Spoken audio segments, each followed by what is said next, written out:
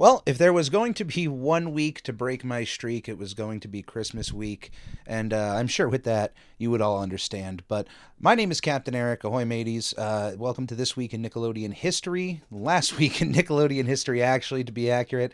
But yeah, welcome to This Week in Nickelodeon History, where we're going to be covering all of the Nickelodeon shows that either started or ended between the times of December 19th and December 25th. We're still in chronological order, and I'm sure a lot of people, can listen to older episodes. It's still worth, listening to old ones. You don't have to listen to them the week of, and that's my defense, and I'm sticking with it. But yeah, Christmas is just, there are several jobs out there that increase in volume and difficulty around the holiday season. I work one of them. So between that and just other things going on, Christmas, obviously, working a 40-plus hour a week job, I had to, get over the fact that I was going to miss the deadline here. But no worries, still getting you this episode out. And we actually don't have much to go through. So after we get through all of the shows, I'm going to give you my personal top 5 Nickelodeon Christmas episodes that you should add into your Christmas special rotation. There's a lot of Nickelodeon Christmas specials, and almost all of them are really quality. But I'm really happy with the list I came out with, so certainly stick with that. But we're going to be starting out with something that premiered 2 years ago on December 20th, 2019, and that is The Adventures of Paddington, a show that premiered. I believe it's more on the Nick Jr. side, but The Adventures of Paddington is, of course, based off of Paddington Bear, a very popular character. I believe he's more based in the UK, but he always had a foothold here in the United States as well, with merchandise and television shows, and certainly the most recent live-action movies, which I have not seen, but I just keep hearing these glorious things about, and I'm gonna eventually check those out. But Paddington Bear is just a beloved fictional character. He's right up there with Winnie the Pooh, I'd imagine, in most popular bear. I mean, I'd have to imagine he's got to be up there. He has his own statue in London on a park bench where you can sit next to Paddington as he is bronzed, eating a sandwich, or just about to. I think orange marmalade. I think that's his sandwich of choice. Good for him. I've not seen the Adventures of Paddington. I've never really been a fan. He's kind of in that category of very well-known fictional characters that I just don't. There's going to be a lot of preschool level characters in that field of just I don't know really anything about them other than whatever I've seen on t-shirts or advertised. But yeah, if you're a fan of Paddington, let me know if that's a good cartoon. But also 2 years ago, on December 20th, 2019, we had the final episode of the revival of Double Dare. Double Dare was brought back as a game show a year earlier, on June 25th, 2018. Mark Summers did return to the show, although he was not in a hosting gig. He was brought back as kind of the legacy of Double Dare, kind of the co-host. The new host was Liza Koshy, a massive YouTube celebrity with 17.5 million subscribers on her main YouTube channel with 2.5 billion views as of November 22nd, 2021. She took the ball and ran with it and did a lot with her career. She's still in films and television shows and music videos. She's won a ton of Teen Choice Awards, Streamy Awards, and she is seemingly, I don't watch her content, but from the stuff that I have seen and just seeing her, and what she's currently doing, it's she really took all the opportunities and is a hard worker. Nobody is going to be working this much and maintain it for this long. So, congratulations to Liza, and I'm completely like good for her. That what a fantastic offer to be a new host on a game show like Double Dare. It's a real shame that it only lasted about a year and a half. Double Dare should be just as much of a staple on Nickelodeon television as Jeopardy is, or Wheel of Fortune. I mean, hey, that's my honest opinion about that game show. But in terms of just everything that Nickelodeon like you can condense into 1/2 hour, I just feel like Double Dare is a perfect mixture with trivia and comedy and physical challenges, and of course the slopstick course, and getting families and celebrities to combat each other in IQ and physical challenges. I don't know. It's a great game show. I absolutely adore Double Dare. I'm glad that they were still able to bring back Mark Summers and have him featured. And I think for him it must have been a great experience. I got to experience the Double Dare live tour twice that they did. The first time I actually got to meet Mark Summers, who was the host of the live tour. Unfortunately, I did not get picked to perform in the slopstick course, but let me tell you, I have been training my entire life for those kind of opportunities. That, the Hidden Temple, I am ready. Day one, there's just no chance that anyone else would be able to stand toe to toe with me in any of those competitions. You can quote that. That is an absolute fact. It's practically set in stone as far as I'm concerned. But yeah, got to meet Mark Summers, wonderful guy, wonderful human being, and also it wasn't even just Mark that was around.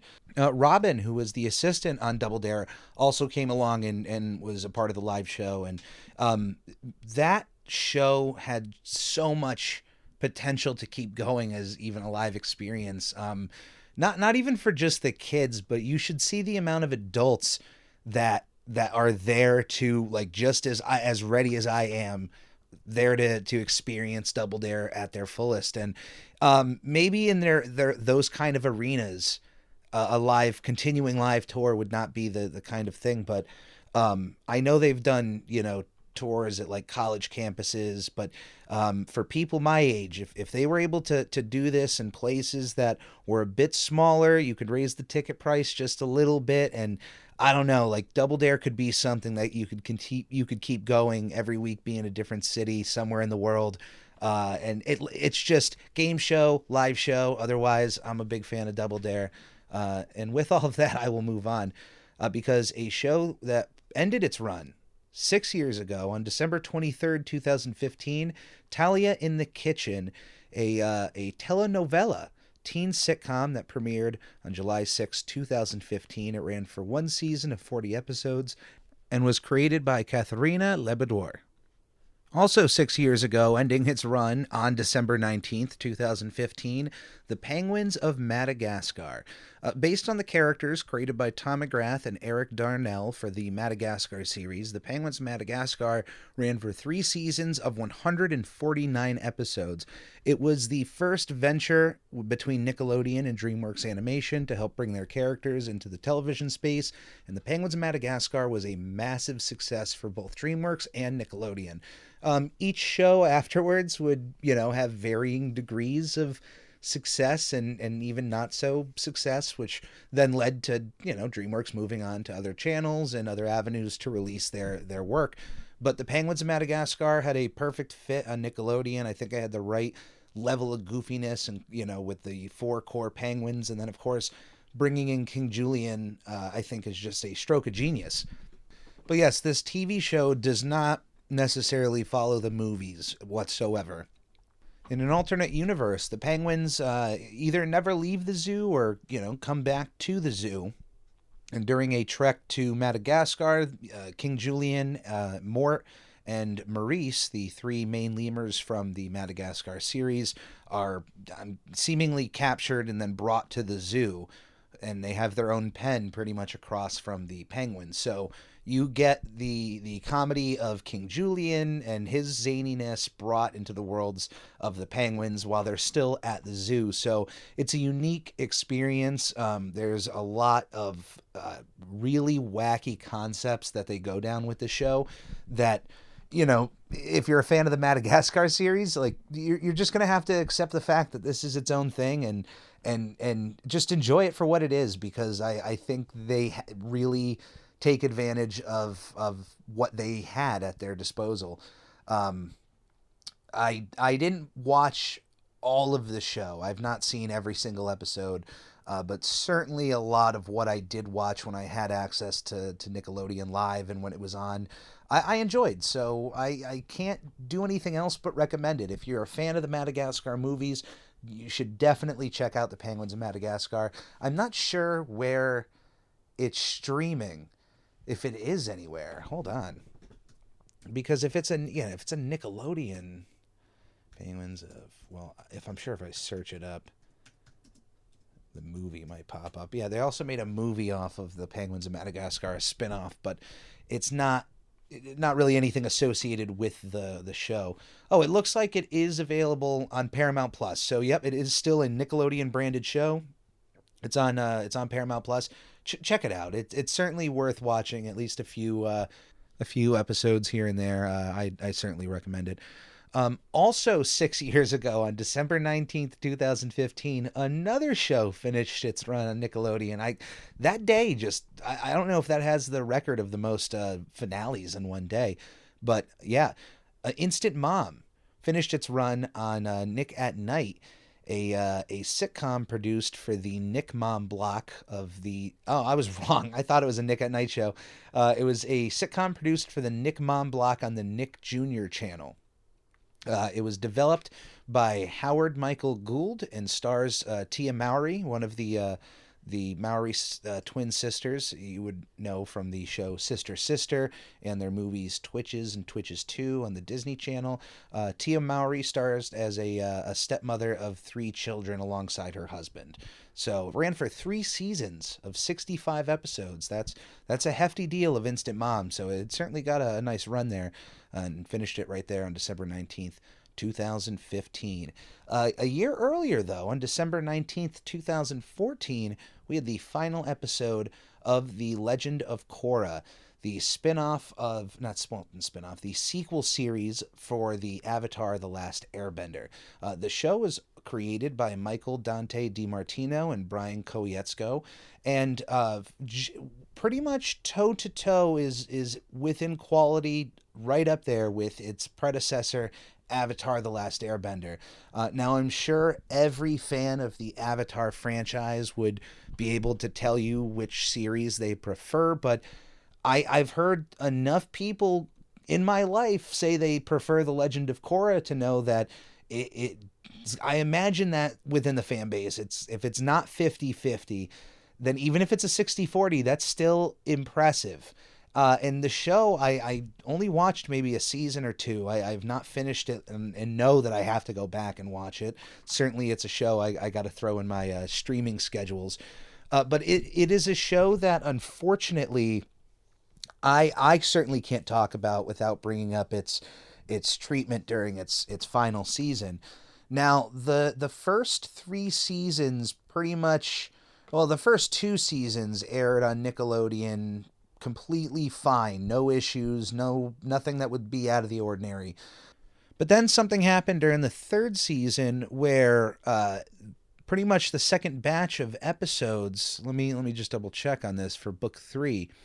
A few episodes aired on... the first 8 episodes aired on Nickelodeon. And episodes 9 through 13, I believe, were then not aired on Nickelodeon, but premiered on Nick.com.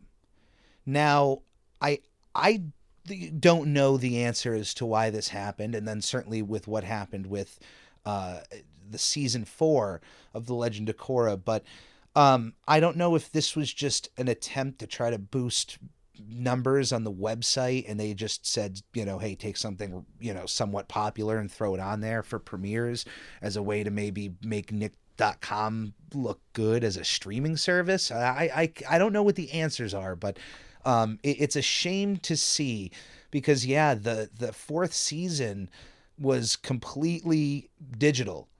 It did not air on television, and instead aired its episodes and dropped on certain days on Nick.com.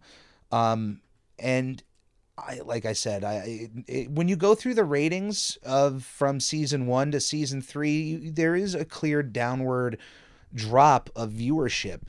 But it's not like there was other content that needed to be airing on the channel during those times. Just keep the show going, put it in a decent time slot, promote it.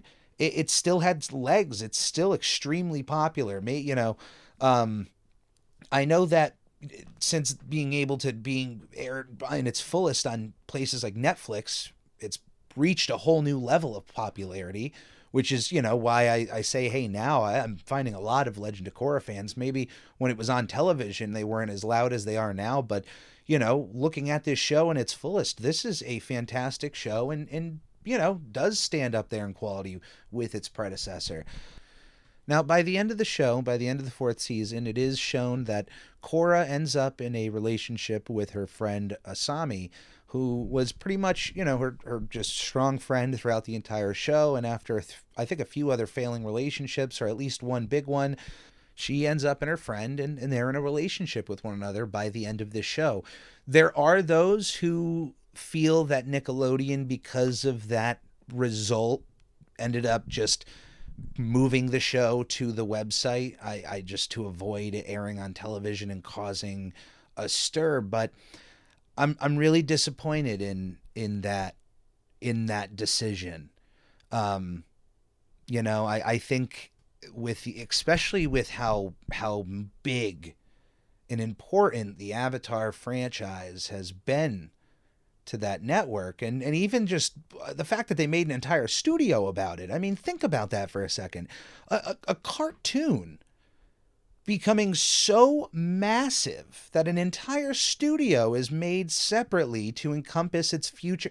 That's just not crazy. It's just remarkable. And I think they should have just honored the creators' intentions. You ordered these seasons.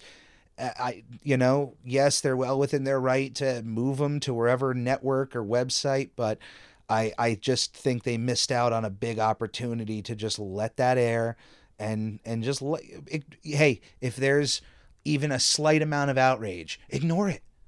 Ignore it. Move forward. Stomp forward.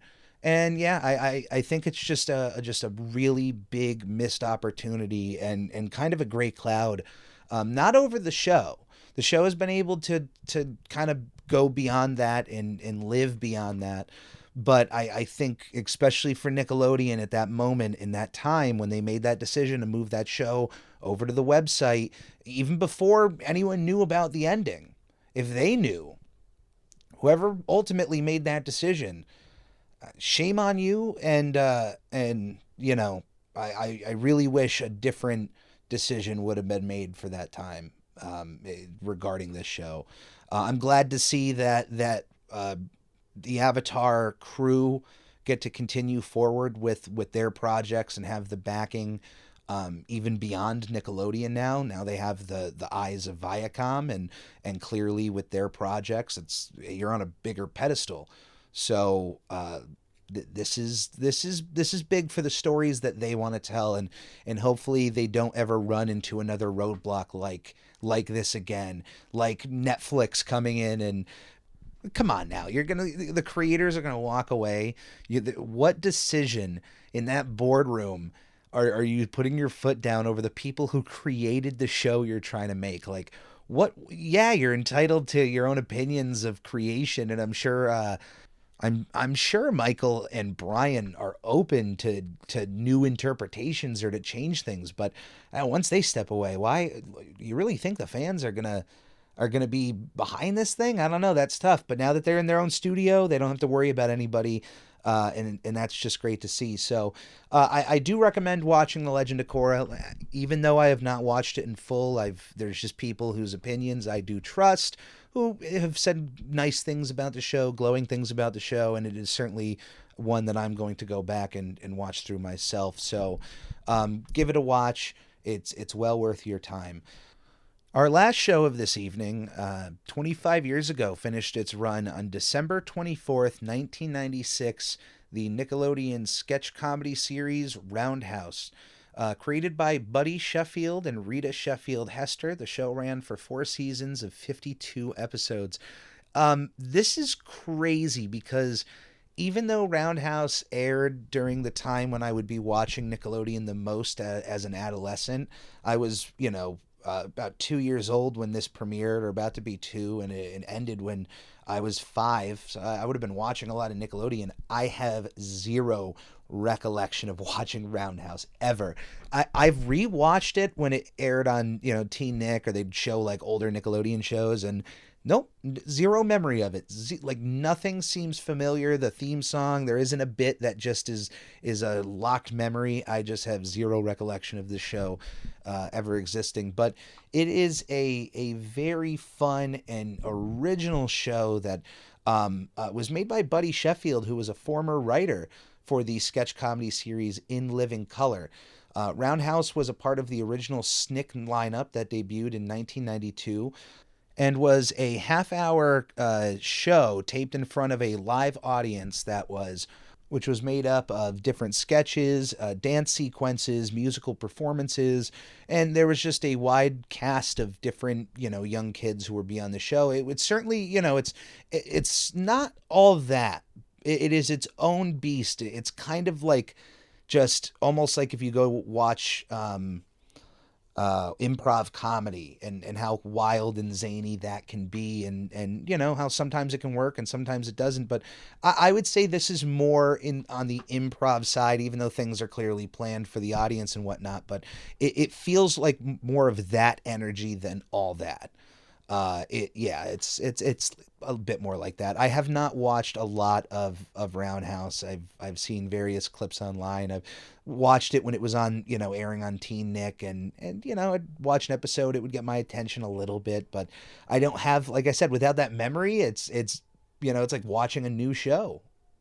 And I'm, basing it on that merit. I don't know. It just never clicked with me, but it's certainly worth a watch. Just, at least an episode or two, I'd say. It's got part of Nickelodeon history, and it aired a long time.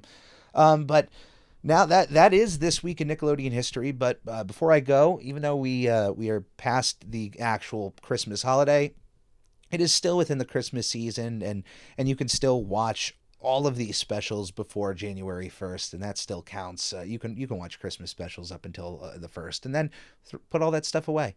Or at least, you can midway January. If you go to the end of January, fine. February 1st, put your Christmas stuff away. Or, you know what? Christmas lights inside the house as a fixture, that's year long, baby. You can keep that up all the time. Christmas lights look great inside of a house. And now it is time for my top 5 Nickelodeon Christmas specials. There are a ton of really good Nickelodeon TV specials and movies. This was actually pretty tough to dwindle down as far as my absolute favorites, but these are the ones that if you asked me to put a top 5 together as a playlist, these are the ones I'm picking in this order specifically. The first one we are going to start with is the Invader Zim Christmas special, the most horrible Xmas ever. It was also the finale of the show, pretty much, because it was the last episode produced before the show was canceled. They ended on a Christmas special. It's one of the only episodes of season 2 to air on Nickelodeon, and it's about Zim pretty much harnessing the power of Santa to take over the world. That's his ultimate plan, and figures out that Santa is so beloved and is certainly a fixture he can take advantage of. The Santa song in the special is quite an earworm, and if you are an Invader Zim fan, you know like the second I mentioned Invader Zim and Christmas, that was probably one of the first things that ran through your head is the song in the special. But yeah, absolutely love the most horrible Xmas ever. I like when Christmas specials can get a little dark and quirky, and Invader Zim was took the Christmas special and ran with it. They could have made an anti-Christmas special, but in my opinion, it's the top five of the Nickelodeon ones, so they did something right. Number four, I'm going with the Adventures of Jimmy Neutron Boy Genius and Holly Jolly Jimmy. It is so wonderful to finally have a Christmas special where there's such a scientific curmudgeon. We've seen, Christmas specials with angry people about Christmas before. Of course, Ebenezer Scrooge comes to mind. But with Jimmy, it all just breaks down to a science. Santa can't exist because it just can't happen. Like, it scientifically is impossible for somebody to fly around the earth at those kind of speeds and to be able to deliver packages to every single kid on the planet. And beyond the wonderful song number that's in this episode, it's a refreshing take to have, and it's a fun time for Jimmy, especially in the end when, he does have to, step up to the plate. Of course, Santa in a lot of these specials ends up being a real human and a real fixture, but just the way that they handle it in the show, and of course the writing is as top notch as it was, as always. Shout out to Gene Grillo on this special. But yeah, Holly Jolly Jimmy, number four on this list. Definitely add it to your rotation. And shout out to Hugh Neutron celebrating Pule this holiday season. We can't forget Pule. It is certainly a holiday that should be respected right up there with Christmas and Hanukkah, Kwanzaa, Festivus, whatever other holidays you celebrate. Pule should be one of them. So shout out to Hugh. The third special to add to your streaming lists, Danny Phantom's The Fright Before Christmas. Talk about a curmudgeon, but Danny Fenton is actually a character who does not look upon the Christmas season very fondly, and is actually very against the Christmas season. But this entire special is certainly an interesting one, because it takes the classic tale, The Night Before Christmas, the poem aspect, and brings it onto a ghost known as the Ghost Writer, a character who was played, and let me just double check by this, Will Arnett. Will Arnett came and voiced the Ghost Writer, a ghost who essentially takes over Danny's world and creates a world in which he can't stop rhyming, or anyone can. Like, the entire special is essentially told in a rhyme. The Fright Before Christmas 2, a poem, a sequel poem to The Fright Before Christmas, a poem that Danny had accidentally destroyed, but then didn't really feel sorry for due to his hatred of the holiday. The ghostwriter then takes over the rhyming inducing powers that he has over Amity Park, and we get a very unique, action-packed, dark, spooky Christmas episode. I always, the comedy and writing alongside of the action with Danny Phantom is what has always drawn me to it.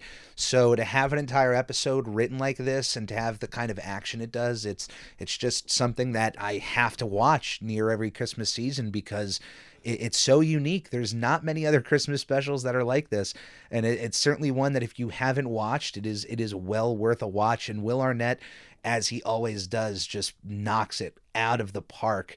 Does a fantastic job as the ghostwriter, and is one of my favorite villains of the show, even though he's not really a villain. He was kind of justified in his anger too. Number two on my Christmas specials to add to your streaming list, Christmas Who, the SpongeBob SquarePants Christmas special. This special, written by Walt Doran, Paul Tibbett, and Doug Lawrence, aired alongside the second season of SpongeBob SquarePants, and is, in terms of just old, classic Nickelodeon Christmas specials, this is one of them that it's hard to beat. Bringing the Christmas season to the underworld, undersea world of Bikini Bottom is a very unique thing, and it's great to see how the characters take the holiday that they had no clue of until Sandy told SpongeBob about Christmas and the story of Santa Claus. It is a wonderful episode where we finally get to see Squidward kind of take a different turn instead of just being the jerk that he usually would be, which I'm kind of surprised wasn't touched upon more in a Ebenezer Scrooge type of way, but he does come around, and it's just an absolute holiday classic as far as I'm concerned. Even with more SpongeBob Christmas specials that they've done since this one has stood the test of time for me.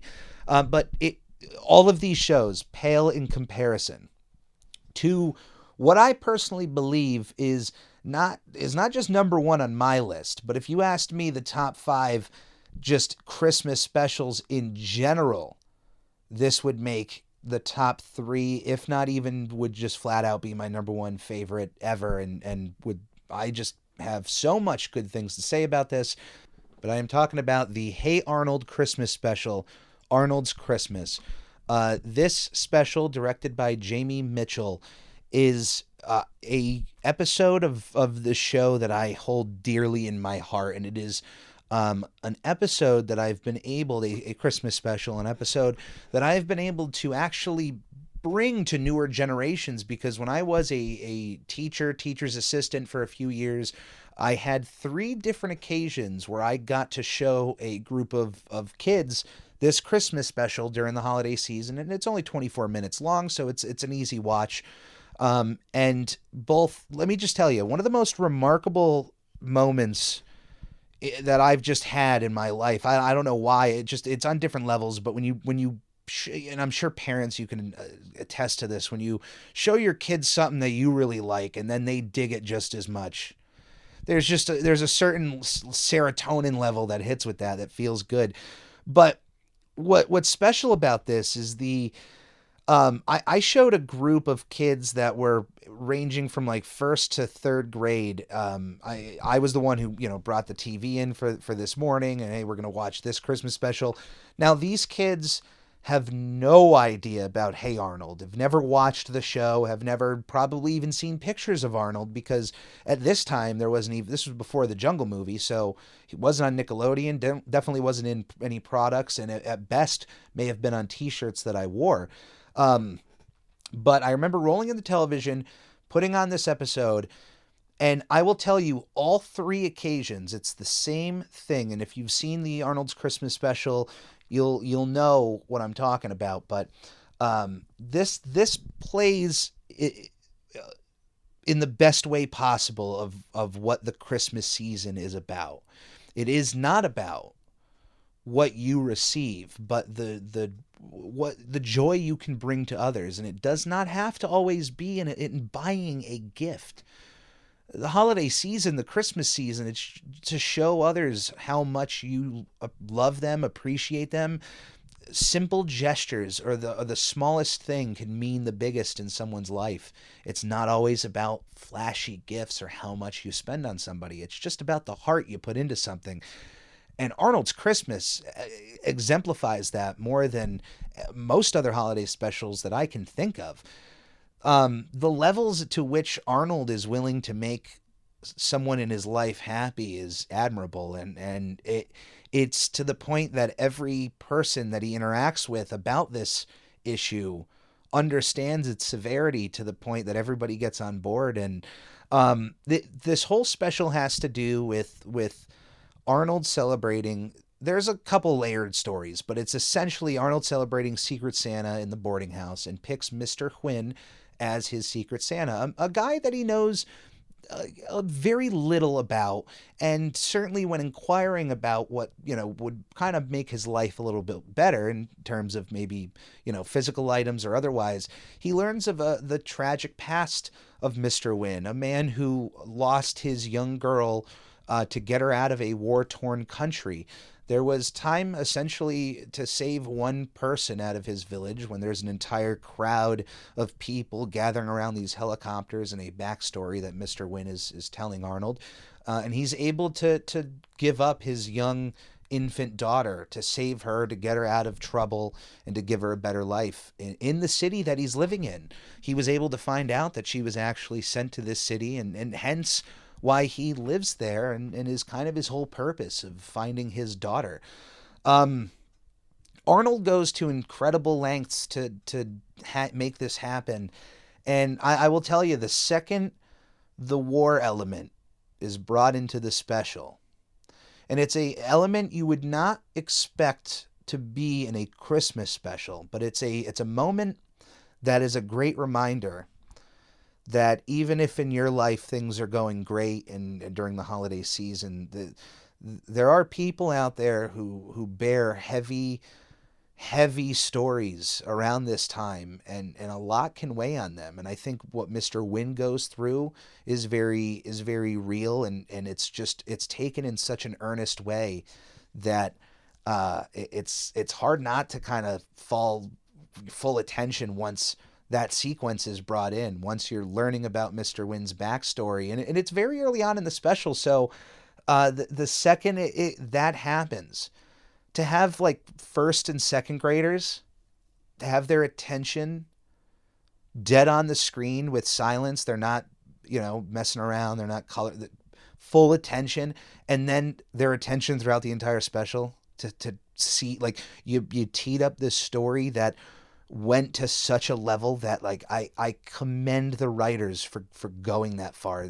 Christmas specials can do such simple stories involving Santa and presents and whatnot, but when you're willing to go this far and then give me an engaging story alongside it, I want to watch it every year. It's a special I'll show people outside of Christmas, but to be able to have shown younger kids that, and to have had them fall in love with this special as much like without any knowledge of Hey Arnold is a cool thing. It was a great feeling, and it's something that I've always have stood by. So Arnold's Christmas, if you have never watched this special and you've never watched Hey Arnold, doesn't matter. Throw this special on. If you have kids, if they've never watched Hey Arnold, I on its own, it stands as a fantastic and near perfect Christmas special. I don't even see near perfect. Like, to me, it is perfect. It is my absolute favorite Christmas special of any cartoon. And it's something that I'll watch for the rest of my life. Like, no problems. If I live to 100, I'll be 100 years old watching this in my Christmas rotation. And I'm sure that the impact of the story they were willing to tell will still have an effect 100 years from now, like it does right now. And if you have not ever watched Hey Arnold, put it on. If you've watched Hey Arnold, definitely give it a rewatch. And if you're like me and you watch it every year, hey, watch it again. It's well worth it. But those are my top 5: Invader Zim, Jimmy Neutron, Danny Phantom, SpongeBob, and Hey Arnold. Those 5 Christmas specials in order. There's certainly others you can go down. The Rocko's Modern Life one comes to mind. The Wild Thornberrys Christmas special comes to mind. Of course, the Rugrats have a ton of them, and you can pick any of them. They're all great watches. But those are Captain Eric's top 5. Thank you for coming aboard this week, and I do apologize again for the lateness of this episode, but I hope the extra content here makes up for it. Thank you for making me a part of your week as you are a part of mine. I hope if you have celebrated Christmas that you had an absolutely wonderful Christmas, and if you didn't, I hope that you're able to find peace moving forward, and you're able to rebound off of that. It's just one day. It's just one holiday. You can always rebound from that. I hope if you didn't celebrate Christmas and you celebrate another holiday like Hanukkah, today I believe is Kwanzaa, so happy Kwanzaa if you celebrate Kwanzaa. If you celebrate Hanukkah, I hope it was an absolutely wonderful Hanukkah. Hope you have an absolutely wonderful Kwanzaa. If you don't celebrate anything at all, then I just hope you're having a good week and you're staying safe. And with that, we will see you here next week. Thank you for coming aboard. This has been This Week in Nickelodeon History. On the Lord Hut, here a hut, Nick. On the Lord Hut, here a hut, Nick. On the Ricky Ticky Low, while living #1 Nickelodeon.